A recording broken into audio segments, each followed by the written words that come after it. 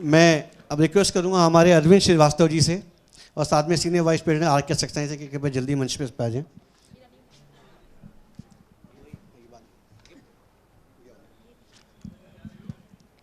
अंग वस्त्र से सम्मान करेंगे श्री एनपी सिंह साहब का। और एक स्मृति चिन्ह आर के सक्सेना जी अपने कर कमलों से।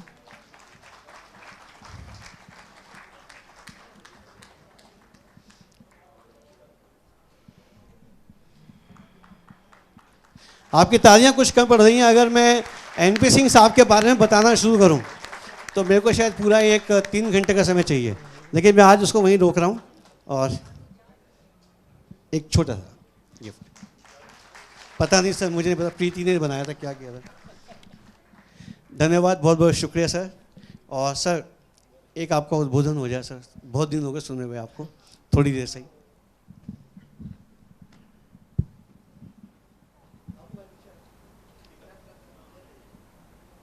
श्रद्धेय प्रीति जी, आदरणीय अशोक जी, महेश भाई, नरेंद्र गुप्ता जी, जमील भाई, मुझे लगता है कि इस सभा कक्ष में जितने बैठे हैं उसमें से 75% लोगों को मैं पहचानता हूँ। आप सभी को बहुत बहुत प्रणाम, हृदय के आभ्यंतर से नमन। और इस विश्व की जगधात्री कॉस्मिक मदर और मातृशक्ति को इस अवसर पर बहुत बहुत नमन प्रणाम।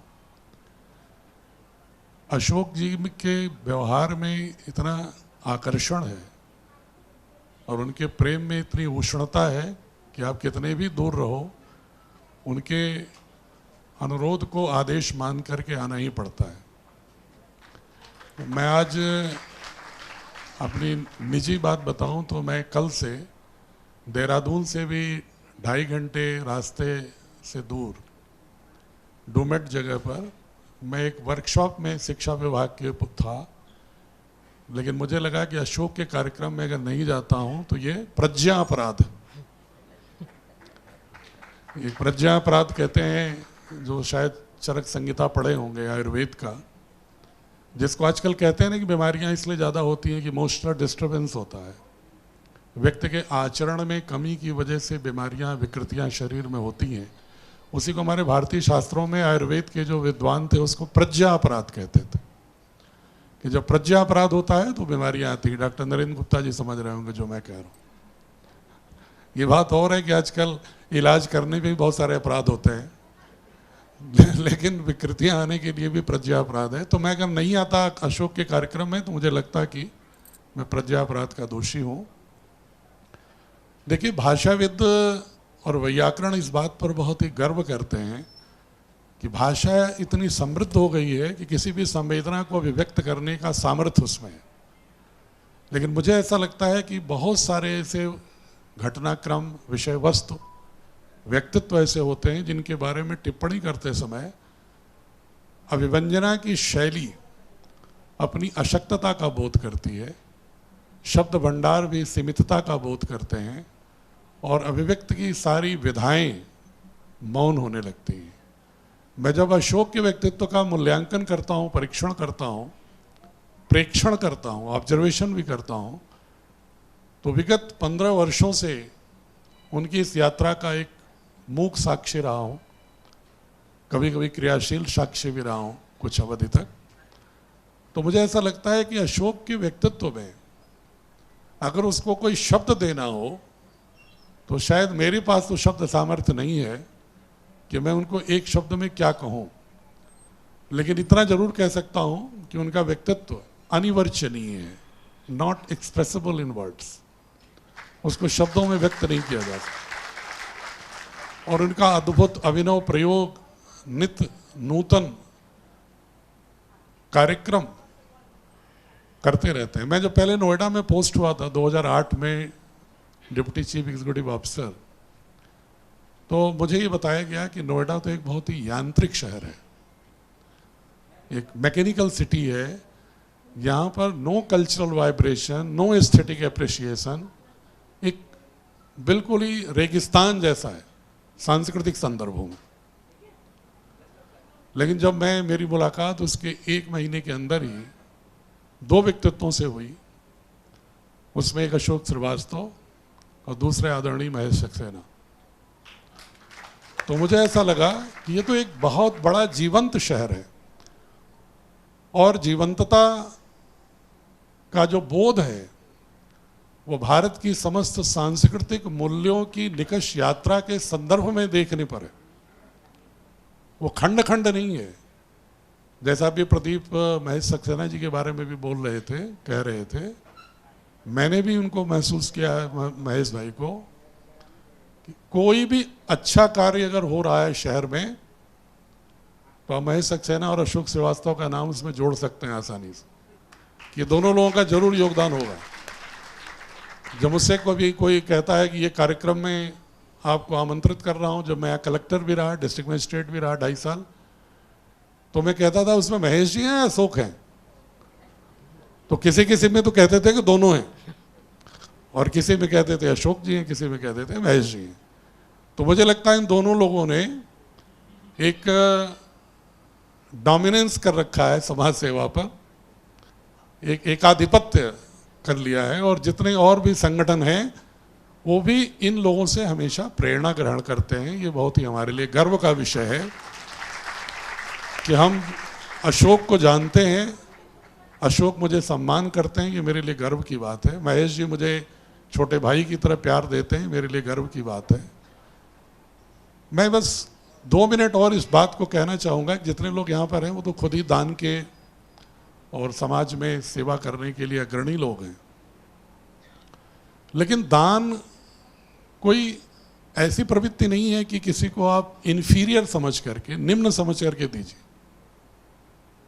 गीता में दान की 3 श्रेणी बताई गई है: सात्विक दान, राजसिक दान और तामसिक दान।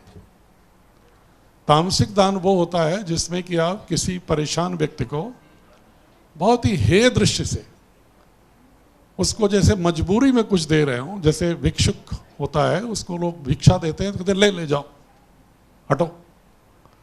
देते तो हैं लेकिन उसमें तिरस्कार का भाव होता है। उसको भगवान कृष्ण ने अर्जुन से कहा कि ये तामसिक दान है, इससे अच्छा न देते। दूसरी श्रेणी थोड़ी उससे बेहतर है, वो राजसिक। राजसिक दान तब होता है जिसमें ज्यादा संख्या देखते होंगे लोगों की। 2 कंबल उड़ाया और सोशल मीडिया पर 1 हफ्ते चलता रहेगा। दान तो कर रहे हो, कार्य तो अच्छा कर रहे हो, जिसको पतंजलि की योग दर्शन में कहा गया है सविकल्प समाधि। व्यक्ति अच्छा है, वो उसके मन में अच्छा करने का बोध है, लेकिन वो लोकेषणा की प्रवृत्ति से रोगग्रस्त है। लोकेषणा कि लोगों में मेरा यश फैले, इसलिए वो कार्य करता है। और जिस अनुपात में करता है उतना भी अगर यश पाए तो भी प्रकृति माफ कर देगी, लेकिन जितना करता है उससे पता नहीं कितनी अधिक मात्रा में, कितनी गुणा में उसके समाज से वसूलना चाहता है यश के रूप में, ब्याज सहित, बल्कि चक्रवृद्धि ब्याज के सहित। तो वो है राजसिक दान। उस दान से भी ऊपर उठने की जरूरत है, और तब उठ सकता है इंसान जब वो निर्विकल्प समाधि में हो, जब वो ईशा वास्यविदम सर्वम यत किंचित जगत्याम जगत तेन तक तेन भुंजी था मां हृदय कस्व सिद्धनम। जो ईशोपनिषद का वाक्य है कि प्रत्येक प्राणी में, प्रत्येक प्रकृति के खंड खंड में ईश्वर का बोध होना, ईश तत्व का बोध होना, कि मेरे में भी ईश्वर है, जिसको आवश्यकता है इसके अंदर भी ईश तत्व है। हम ईश तत्व द्वारा प्रदत्त सामर्थ्य का ईश के ही दूसरे प्रतिनिधि को अंतरण कर रहे हैं, transfer of energy from one point two another point. जब ये भाव आता है तब वो भाव असली दान का होता है।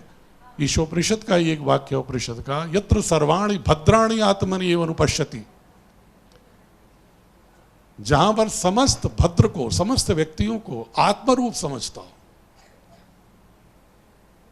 और गीता के ही 17वें अध्याय में भगवान कृष्ण अर्जुन से कहते हैं कि दान है क्या, सात्विक दान क्या है।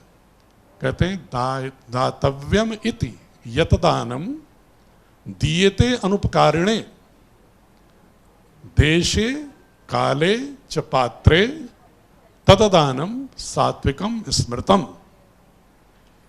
जो देश काल और पात्रता का परीक्षण करते हुए मात्र देने के भाव से, दियते अनुपकारिणे, दूसरे पर उपकार करने के भाव से नहीं, क्योंकि जैसे परोपकार शब्द आता है कि मैंने उपकार किया, वैसे उसमें अहंकार का रस तत्व आ जाता है। कौन किस पर उपकार कर रहा है? तो भगवान कृष्ण ने कहा कि अनुपकारिणे, उपकार की, अहंकार की ग्रंथि से बाहर निकलकर, उस वृत्त को तोड़कर, उस शल को भंग करके, जब आप मात्र दीयता के भाव से, दातव्यता के भाव से दान देते हैं, तब उसको सात्विक दान के रूप में स्मरण किया जाता है। मैं जब अशोक को देखता हूं तो मुझे सात्विक दान का समर्थ प्रवक्ता दिखता है। वो किसी से उसके उपलक्ष्य में कुछ चाहते नहीं अशोक। इसीलिए मैं 7 घंटे कार की यात्रा करते हुए सीधे मैं यहीं पर आया हूं, घर भी नहीं गया।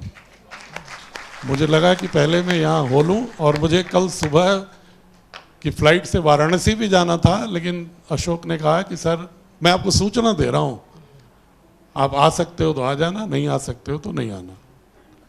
लेकिन हमने कहा ये वाक्य तो और धर्म संकट पैदा करता है, जो दूसरे की परिस्थिति को समझने के लिए तैयार ही ना हो। तो यह जो उनकी भावनात्मक एटम बम है, इसको मैं इमोशनल एटम बम कहता हूँ, जो इतना तेज चला देते हैं बम को कि आप सभी लोग उससे बंधे हुए आ गए हो कि आना हो तो आ जाना और नहीं आना हो तो मत आना, जैसा समझो ठीक। तो ये जो भावात्मक सुदृढ़ता का भाव है, ये अद्भुत है। और मैं, चूंकि ये इनके बहुत सारे कार्यक्रम होते हैं, भारतीय जो नई शिक्षा नीति है, चूंकि मैं भारतीय शिक्षा बोर्ड, एक माननीय प्रधानमंत्री जी के संकल्प पर सीबीएसई के समानांतर एक बोर्ड का गठन भारत सरकार ने किया है, जिसका उद्देश्य ये है कि जो आधुनिक शिक्षा है उसमें आधुनिक विज्ञान के साथ साथ भारत की गौरवशाली ज्ञान परंपरा का भी समावेश होना चाहिए। यदि हम कोई भी विषय पढ़ते हैं, चाहे भौतिक विज्ञान पढ़ते हैं, गणित पढ़ते हैं, इतिहास पढ़ते हैं, तो उसमें भारत बोध उसकी आत्मा होनी चाहिए, उसका केंद्र होना चाहिए, उसकी नाभिक होनी चाहिए। ऐसा नहीं होना चाहिए कि हम विज्ञान के में निष्णात तो हो गए, लेकिन वही मेरा जूता है जापानी, और क्या क्या है तुम ज्यादा जानते हो। तो सब दिल है हिंदुस्तानी, कहां से दिल हिंदुस्तानी रहेगा? जब टोपी रूसी हो गई, पतलून इंग्लिस्तानी हो गया, सब कुछ जूता जापानी हो गया, तो बचा क्या? आप तो फिर पाश्चात्य सभ्यताओं और उत्पादों के उपभोक्ता होकर रह गए। कभी टटोलिएगा सभी लोग, the consumer of western thoughts, western products. हम भले ही बात करते रहे भारत भारत माता की जय, वंदे मातरम, लेकिन अपने पूरे व्यक्तित्व का जब मूल्यांकन करेंगे तो आप पाएंगे कि आप कहाँ खड़े हैं। उसके पीछे हमारा आपका दोष नहीं है। दोष है जिस तरह के हमारे अवचेतन में शैक्षणिक व्यवस्था के प्रारंभिक काल से जिस तरह के मूल्यों के साथ हमें आप्लावित किया गया, अभिसिंचित किया गया, उस शिक्षा व्यवस्था में मूलभूत परिवर्तन की जरूरत है। उसका जिक्र सिर्फ इसलिए किया, ये प्रसंग नहीं है उसके उल्लेख का, कि चूंकि अशोक को मैंने देखा 15 वर्ष पूर्व, उन बातों को उस समय कर रहे थे जब भारत की नई शिक्षा नीति पर चर्चा भी नहीं शुरू थी। डिग्निटी ऑफ लेबर, जो वोकेशनल ट्रेनिंग की बात भारत सरकार आज कर रही है, कि इंटीग्रेशन होना चाहिए academic and vocational. There should not be any hard separation between the academic domain and the vocational domain. There must be complete beautiful integration, blending. उसकी बात मैंने देखा कि ये सिलाई कढ़ाई से लेके कंप्यूटेशन से लेके कंप्यूटर सेंटर से लेकर के झुग्गी झोपड़ियों में जो वास्तव में देश काल और पात्रता के लिए जिनके लिए आवश्यक था, उसके लिए इन्होंने किया। और मुझे भी पुण्य प्रदान किया कि मेरे हाथों से कई जगह इन्होंने उद्घाटन कराया, मुझे भी पुण्य मिला उस महायज्ञ का। तो ये प्रारंभ से एक विजनरी व्यक्ति हैं और ये हमेशा युवा बने रहेंगे। मैं भावनात्मक नहीं कह रहा हूं, क्योंकि पुनः मैं गीता को कोट करूंगा कि उसके 5वें अध्याय में जब अर्जुन ने पूछा कृष्ण से कि हे भगवान मुझे बताओ मोक्ष कैसे मिल सकता है, निर्वाण कैसे मिल सकता है, मैं निरंतरता में मेरी आत्मा प्रसन्न चित्त आनंद में कैसे हो सकती। तो उन्होंने कहा कि मैंने तुम्हें कर्म योग, भक्ति योग, ज्ञान योग की बहुत चर्चा कर ली, लेकिन एक उपदेश, एक शिक्षा देता हूं। लभन्ते ब्रह्म निर्वाण मृषयः क्षीण कल्मषः छिन्न द्वैधा यतात्मानम सर्वभूत हितेरता। बोले जो व्यक्ति छिन्न द्वैत हो, द्वैत से दूर हो, प्रसन्न हो, हमेशा कोई द्विधा न हो उसके मन में, और आत्म में स्थित रहता हो, आत्म के अस्तित्व को, अस्मिता को सही ढंग से पहचानता हो, चिन्हित करता हो, बोध करता हो, और क्षीण कल्मषा, उस समय का तत्समय का विधान कानून जो है उसका पालन करता हो, उसका पाप न करता हो। जैसे आज भारत का संविधान है, उसका पालन करो। वेद हमारा सांस्कृतिक संविधान है, तो उसका अनुपालन करो। और सबसे महत्वपूर्ण क्या क्या, सर्वभूत हिते रता, सभी कल्याणियों के हित में, प्राणियों के हित में, कल्याण में निरंतर अपनी ऊर्जा को लगाए रखे। जैसे वृक्ष निर्लिप्त भाव से ऑक्सीजन, फल, छांव देता रहता है, पुष्प अपना सुगंध बिखेरती रहती है, बादल हमेशा मेघ बरसते हैं आपको आप प्रदान करने के लिए, जल प्रदान करने के लिए। यह जो प्रवृत्ति होती है इसमें नैरंतर्य होता है, इसमें आनंद होता, आनंदमय कोश में प्रवेश करता है व्यक्ति, और ऐसा व्यक्ति जो आनंदमय कोश में प्रवेश करेगा उसकी ऊर्जा कभी क्षीण नहीं हो सकती। अशोक उसके सफल अद्भुत प्रतिबिंब हैं। मैं इनको प्रणाम करता हूं, और इस महायज्ञ में मुझे सम्मिलित होने का अवसर मिला, चूँकि मुझे ट्रेन पकड़नी है, बनारस सुबह जाना है एक कार्यक्रम में, इसलिए मैं क्षमा भी चाहता हूँ। अशोक से पहले मैंने कहा कि मेरी इच्छा तो हमेशा रहती है कि आपके कार्यक्रम को प्रादि से अंत तक देखूं। 60 साल की उम्र में 30 साल के लगते हैं, यही कारण है। हो सकता है आपको 30 लगते हैं, मुझे तो 15 साल के लगते हैं क्योंकि अभी तो अशोक तो युवा हुए ही नहीं। क्राइस्ट ने कहा कि भाई, कुछ किसी ने पूछा ईसा मसीह से कि ईश्वर को कैसे प्राप्त कर सकते हैं, ये न्यू टेस्टामेंट में चर्चा है इसकी। तो क्राइस्ट ने कहा बी द चाइल्ड, शिशु बन जाओ। जिस दिन तुम शिशु बन जाओगे, तुम्हारा मन मस्तिष्क, उसी दिन ईश्वर तुम्हें प्राप्त हो जाएगा। तो अशोक को तो हमेशा शिशु के रूप में देखता हूं, इसे युवा होंगे ही नहीं है। तो जो युवा नहीं होगा तो वृद्ध कैसे होगा, स्वाभाविक है। और वृद्ध होगा भी, मैंने यहाँ कई वृद्धों को देखा जो गायन कर रहे थे, वो युवा थे, वो शिशु नहीं थे, क्योंकि वो प्रेम के गीत गा रहे थे जो शिशु नहीं गा सकता, रोमांस के गीत गा रहे थे। अच्छी बात है, इस उम्र में स्पंदन है उसमें। महेश जी तो भीष्म पितामह हैं समाज सेवियों के, उनके बारे में इस समय टिप्पणी में तो अशोक की बात कर रहा हूं। तो मैं आप सभी से बहुत ही नहीं, वो उस पर कभी और डिबेट कर लीजिएगा, आप विद्वान व्यक्ति हैं, मैंने किसी कारण से भीष्म पितामह कहा है। तो मैं आपको और ये दिवाकर के बीच में सुनील जी भी हैं, शायद अभी मुझे उस समय नहीं पहचाने थे, तो मैं दिवाकर और आपके बीच में दीवार नहीं बनना चाहता। आप उनके कार्यक्रम से, उनकी स्वर लहरियों से आनंदमय कोश की यात्रा करें। मुझे इस महायज्ञ में सम्मिलित होने का अवसर अशोक ने दिया, उसके लिए बहुत बहुत कृतज्ञता, शाब्दिक रूप से भी। और जिन लोगों का मैंने नाम से लेकर के धन्यवाद दिया, सम्मान किया, उनको वाणी से सम्मान किया, जिनका नाम मैं नहीं ले पाया समय अभाव में, उनको हृदय से उनका स्वागत, उनका अभिनंदन, बहुत बहुत प्रणाम। धन्यवाद आदरणीय एनपी सिंह साहब।